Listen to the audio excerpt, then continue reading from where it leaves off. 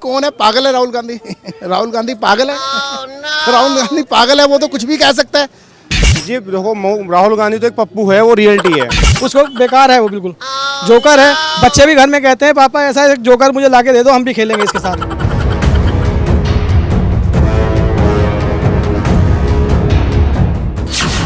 कांग्रेस अध्यक्ष राहुल गांधी, जिन्हें साल 2018 ने जाते जाते बनाया जीरो से हीरो, 3 राज्यों में चखा जीत का स्वाद।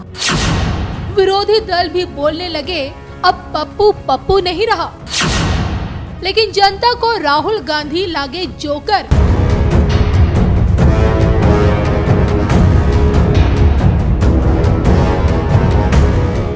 मशीन लगाऊंगा, इस साइड से आलू घुसेगा, उस साइड से सोना निकलेगा।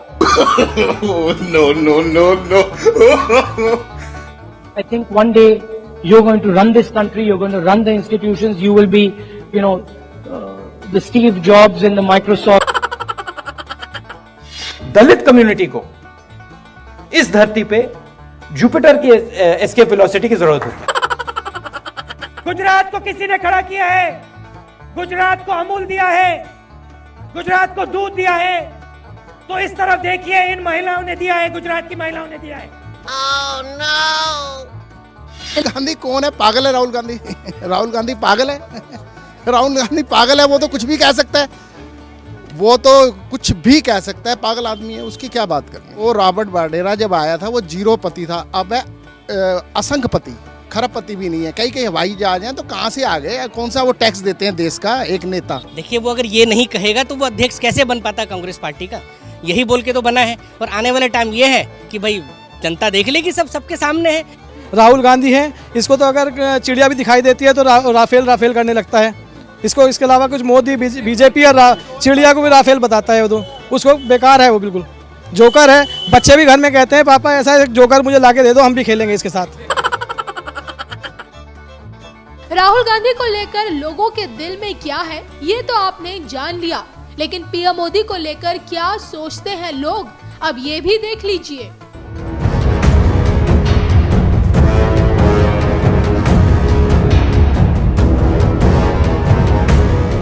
इन्होंने 70 साल के अंदर क्या किया है पूरे देश को पता है, और मोदी जी ने 4 साल में किया है, वो भी पूरे देश को पता है। इन्होंने 70 साल में किया। राहुल है क्या? मैं तो समझ में नहीं आता कि लोग उसे वोट देते हैं।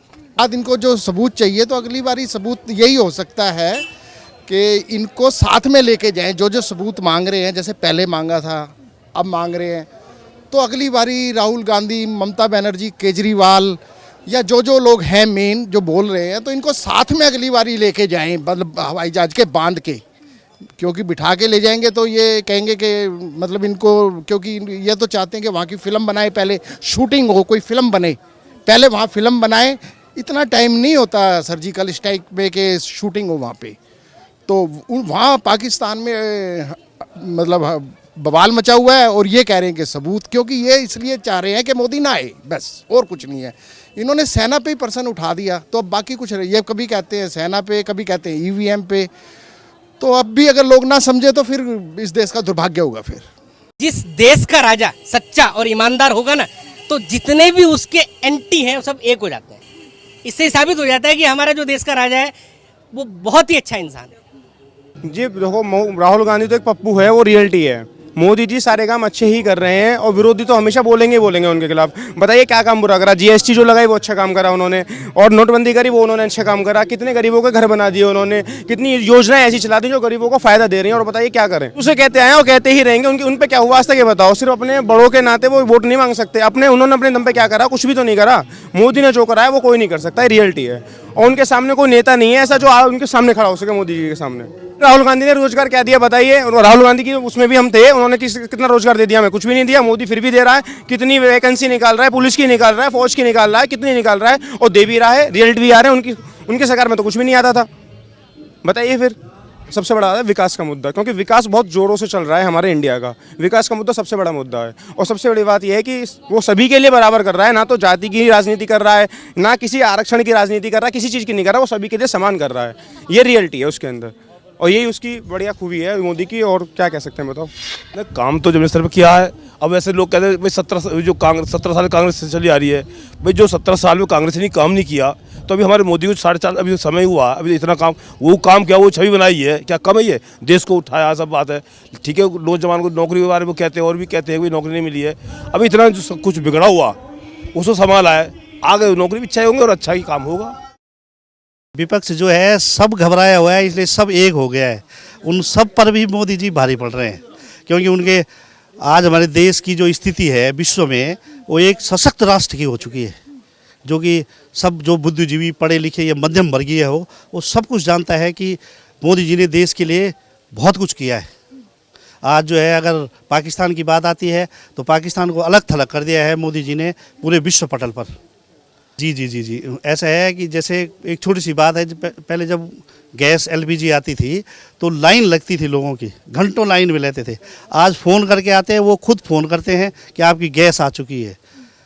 रही वो एक नोटबंदी की बात हुई थी कि बहुत सारे लोग जो है लाइन पे जो है ऐसे हुआ, ऐसी तो दुर्घटनाएं होती रहती हैं, लेकिन उससे कितना काला धन जो है, मतलब जैसे कईयों की राजनीति ख़त्म हो गई, कश्मीर में पत्थरबाज ख़त्म हो गए, और चाहे ममता, ये क्या कहते हैं, मायावती हो, अखिलेश है, ये सब है, इनकी जो सारी जो है राजनीति ही ख़त्म हो चुकी है इस पर, क्योंकि सब कुछ धन तो इन्हीं कुछ चुनिंदा जो है राजनेताओं के पास था, जिन्होंने गरीबों का पैसा मार रखा था।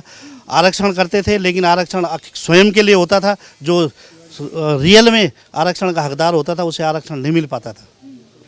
और कोई ज़रूरी थोड़ी है सबको कि सरकारी नौकरी मिले, किसी को कुछ बिजनेस मिल रहा है, किसी को कुछ बिजनेस मिल रहा है, कोई अपने आप कर रहा है, उन्हें बैंक सपोर्ट कर रहा है, लोन दिए जा रहे हैं, इसलिए तो रोज़गार तो स्वयं बढ़ा है ना।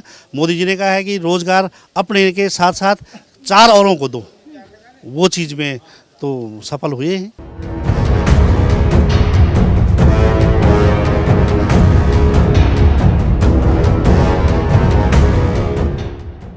एक तरफ खुद को देश का प्रधान सेवक बताने वाले PM मोदी है, और दूसरी तरफ विपक्ष में बैठे कांग्रेस अध्यक्ष राहुल गांधी।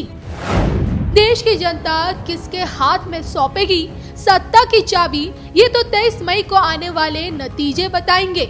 लेकिन हम आपको छोड़े जाते हैं PM मोदी के उस भाषण के साथ, जिसमें उन्होंने राहुल गांधी के आंख मारने और प्यार की झप्पी देने पर तंज कसा था।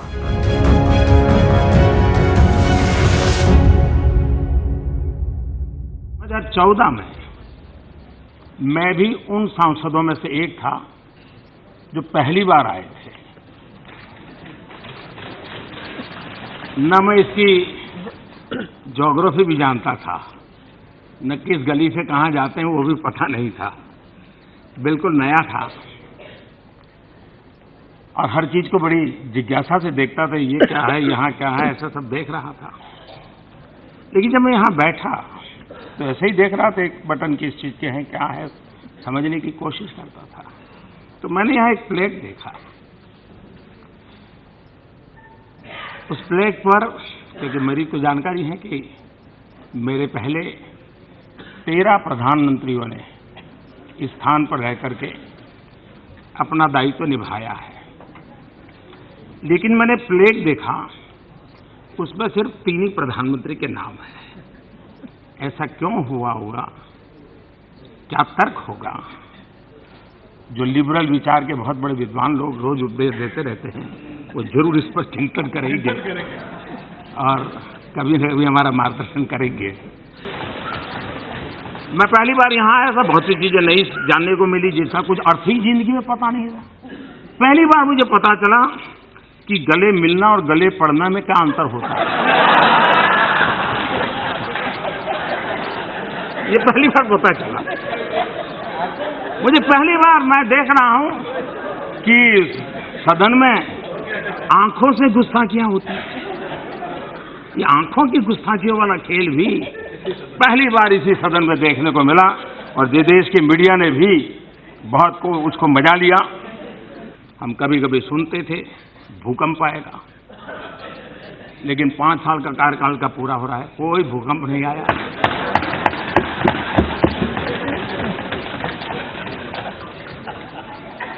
कभी हवाई जहाज उड़े और बड़े बड़े लोगों ने हवाई जहाज उड़ाए, लेकिन लोकतंत्र और लोकसभा की मर्यादा इतनी ऊंची है, भूकंप को भी पचा गया और कोई हवाई जहाज उसकी ऊंचाई पर नहीं जा पाया। ये लोकतंत्र के ताकत है, सदन के ताकत। 1400 से ज्यादा कानून खत्म इसी सदन के सदस्यों ने करके देश को काफी उस एक जंगल जैसा कानूनों का बन गया था, उसमें रास्ते खोजने की दिशा में एक शुभ शुरुआत की है। 1400 करने के बाद भी मैं कहता हूं शुभ शुरुआत हुई है, अभी भी करना बहुत बाकी है और उसके लिए मुलायम सिंह जी ने आशीर्वाद दिए ही हैं। अभी सब मैं एक दिन भाषण कर रहा था राष्ट्रपति जी के ऊपर, ऐसा अट्टहास्य सुनने को मुझे मिलता था इस सदन में। मैं जरूर ये जो एंटरटेनमेंट इंडस्ट्री वाले हैं उनको इस प्रकार के अट्टहास्य की जरूर है, तो ये यूट्यूब से इतना देने के लिए अलाउ कर देना चाहिए। शायद अच्छे अच्छे कलाकार भी ऐसा अट्टहास्य नहीं कर पाते होंगे जो यहाँ पर सुनने को मिलता था। मैं हमारे टीडीपी के साथी नहीं है, लेकिन टीडीपी के हमारे सांसद नारामल्ली शिवप्रसाद जी क्या अद्भुत वेशभूषा पहनकर,